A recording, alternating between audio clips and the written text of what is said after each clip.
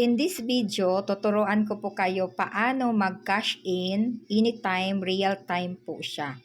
So, open natin yung system. So, click mo lang cash in. Then, click mo lang e-wallet. Then, select wallet, GCash. Then, amount. Yan. Try lang muna natin. Then, first name mo. Then, middle name. Last name. Then, transaction password mo.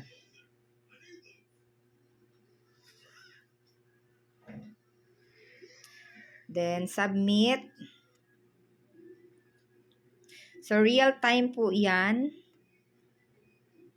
Okay, so, pupunta siya sa GCash account mo. Then, meron na siyang charge. So, ang charge po niya is, system generated po siya. Naka-range po yan yung, charges. So, click mo lang next. Then, enter mo yung code mo sa GCash. Okay, so,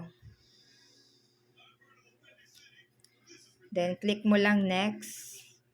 PIN mo. Then, click again next. Then, pay now.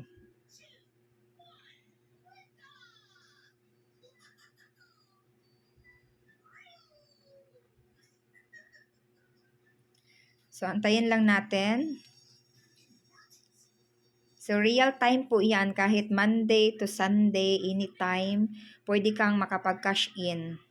Pero, iba lang yung rate niya na charges. Naka-system generated yung charges niya. So, okay. So, unified cash in approved. Then, back tayo sa ating system. Ayan. Okay, refresh lang natin. Okay. So, ayan na. Pumasok na yung 255 na kinash in natin. Okay. So, napakabilis lang, napakadali na once na meron kang transaction paggabi, wala kang pondo, anytime pwede mo siyang mapondohan yung account mo. So, yun lang po. Thank you for watching.